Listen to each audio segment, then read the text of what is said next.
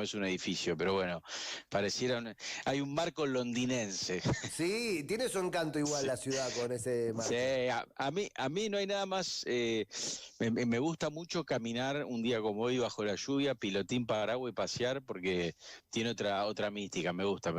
Qué lindo. Pero bueno, Muy así bien. Un estamos. día para leer hoy, doctor. Sí, hoy es un día espectacular, mate o café, depende de lo que te guste, ventanita levantada Qué lindo. y viendo cómo sale el vapor de ese caldo calentito, te vas sumergiendo en una literatura y un día gris como hoy es ideal para arrancar con un Roberto Arlt, con un juguete rabioso, ¿no? Un Ajá. Roberto Arlt que es un autor argentino de los más reconocidos, un gran escritor, un hombre que vivió realmente poquitos años, nació en 1900 y murió en 1947, así que imagínate que en 1942, perdón, vivió poco, 42 años, pero dejó una obra muy prolífica Ajá. y le tocó vivir en una Argentina con muchos problemas, ¿no? Si hablamos del 1900, estamos hablando de el acercamiento del centenario de la patria con una Argentina absolutamente desigual.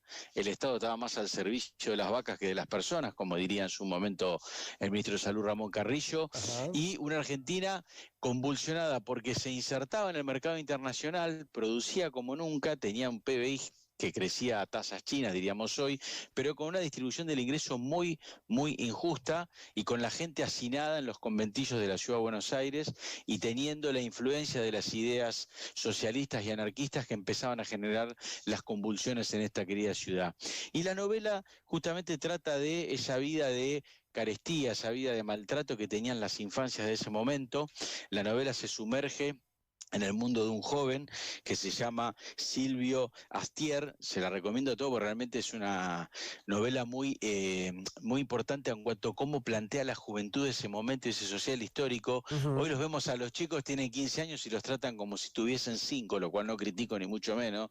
Y acá estamos hablando de un pibe a los 11 años ya trabajaba en un negocio 8 horas o 12. Claro. Entonces, ese cambio histórico es muy profundo y lo que cuenta justamente Roberto Arlt a partir de este joven que se junta con amigos y va contando las peripecias, como siempre insisto, la idea no es contar el libro, sino tratar de picar ese bichito que te llame a la lectura.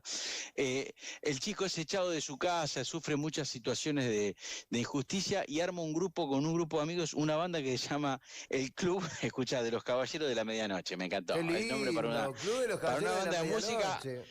o para otra novela, claro. Y este Club de los Caballeros de la Medianoche se dedicaba a cometer pequeños ilícitos de jóvenes de 11 años de ciudad, imagínate una ciudad prácticamente donde ellos vivían, era el gueto de la pobreza, no había mucho para robar. Y Claro. termina haciendo un acto revolucionario que es meterse a robar una librería, que era lo que tenía luces y estaba lindo porque estaba acomodado y porque la librería era un lugar de confort para ellos. Y Ujú. en la bronca de que en la librería para ellos no hay valor, que es a propósito este juego del valor o no valor con la literatura, le terminan prendiendo fuego. Pero bueno, yo insisto, Roberto Arlt es un personaje de primera y en esta novela hace una parábola muy importante entre él, el enojo y el desagrado con el mundo. Él le iba a poner otro nombre a la novela, le iba a poner un nombre mucho más, por así decirlo, que golpeaba a la sociedad, pero cuando se hace amigo de Guiraldes, el autor de Don Segundo Sombra, le dice, diríamos hoy, che, ese nombre al mercado no le va.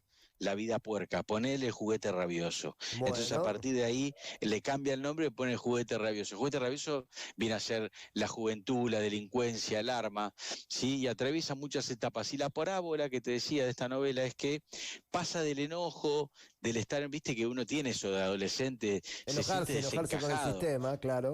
No, y aparte te sentís desencajado, que es tu no lugar, nunca te encontrás a gusto con nadie, salvo con tus amigos, que son ese lugar de ese manto de piedad que uno encuentra en la adolescencia. Pero Ujú. bueno, lo que le va a pasar a Silvio, lo que le pasa a todas las personas, que crece y le va cambiando la óptica y ya de grande se da cuenta que la vida es bella, que hay que tratar de vivirla y que disfrutarla, y que qué bueno que hubiese sido tener una familia, un estado presente que lo traten mejor y no que lo traten como si fuese una piedra en el zapato. Así que invito a esta lectura, es una lectura muy, muy agradable. También insisto en que con esta lectura nos podemos meter en ese social histórico, ¿no? El surgimiento del radicalismo y después Ajá. golpe de Estado con la llegada de la década infame con Justo.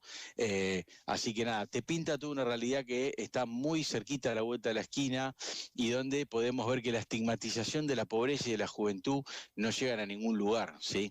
hay que cuidar a los jóvenes y hay que tratar de articular para sacar a las situaciones de pobreza a las personas que están sumergidas en ese problema que en la Argentina ya viene a ser casi endémico. Así que recomiendo esta lectura, es un libro que se lee muy fácil, es muy divertido. ¿Es corto, es largo? ¿Es un libro es pesado? corto, tiene una prosa espectacular y escribe tan bien y redacta tan bien, Roberto, al que lo pasás realmente como si fueran cuando están haciendo con el dedito mis hijos para ver TikTok. Pero bueno, invito a la reflexión y a la lectura y a alargar un poco esa pantalla siniestra que todo lo deforma, todo lo va desdibujando y nos genera una vida distinta, ¿no? Esa vida paralela a las redes. Invito a volver a la vida cotidiana, al encuentro con el papel. No hay nada más lindo que la analogía y lo analógico, ¿sí? Tener ese papel, contacto. Pero bueno, si lo quieren leer en ebook, lo pueden leer, por supuesto. Pero Juguete Rabioso es un libro que está en cualquier, ¿viste esas librerías que vas y dices saldos, $1 peso? Sí. Creo que le das un chocolatín Jackie y te lo regalan, digo, no es inaccesible. No. Así que vamos con Roberto Al, vamos con ese Juguete Rabioso y vamos con la literatura. Acuérdense que nos pueden dejar algún libro, alguna recomendación que podemos charlar acá. Gabriel, y bueno, tengo una cuestión, sí. sé que está premiado con el tiempo, pero sí. siendo usted padre, ¿no? Como yo y como muchos de los que estamos escuchando, ¿tiene alguna idea o alguna recomendación de cómo invitar a las niñeces, a las infancias, a las adolescencias a leer? ¿Cómo le acercamos un libro al joven? Mirá, a ver, depende, las niñeces y las infancias son muchos, yo te puedo hablar del momento actual de mi hijo lector, ¿sí? Porque son distintas etapas, no es lo mismo un niño de 5 que te le acercás con libritos. No, hablamos de un pibe de 12, 13, 14, 15, una chica. Un pibe de 12, 13, 14 años, bueno, si vos primero, claramente el ámbito de la casa, ¿no? El fomentar la lectura. Yo tengo amigos que entras a la casa y no tienen biblioteca, le digo, che, ¿ustedes no leen? No. Claro, digo, no, claro. Tiene que estar el artefacto ese ahí, tiene que haber un mueble con solapas y que te vean a vos hacerlo también. Que te vean el humano es un bicho de costumbre y de copia, ¿sí? Si a vos no te ven leer, ¿por qué van a leer ellos? Totalmente. Punto 1. Punto 2, es como la comida, ¿viste? Come verdura. Y si vos no comes nunca verdura, bueno, tienen razón los chicos en eso. Hay que comer lo que comen los chicos. Claro. Acá es lo mismo. Si vos fomentás la lectura es porque vos también te das el espacio para hacer eso. Y después, a los 11 años, hay tanta novela, tanta literatura para leer. No sé, Mi planta naranja Lima, de Vasconcelos. Yo lloré, boludo. Cuando leí eso, lloré. Bueno, nunca me voy a olvidar, yo llorando, era chiquito, estaba leyendo. Todos nos conmovimos. Y bueno, todos nos conmovimos con ese libro, porque te muestra una realidad que si vos no la estás pasando y que creías que la estabas pasando, ves que no la estás pasando. Sonó como un trabalenguas, pero no fue un trabalenguas. Viste que uno se siente un día que no le dan algo, el tipo que está pasando el peor momento de su existencia. Cuando lees esa novela, decís, che, el mundo es otra cosa. Hablemos de Mi planta naranja Lima la semana que viene, si querés.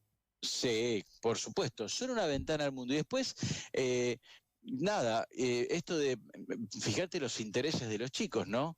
Entonces arrimarle de última una historieta, un cuento corto y empezar así a tratar de meterlos en el mundo de la literatura.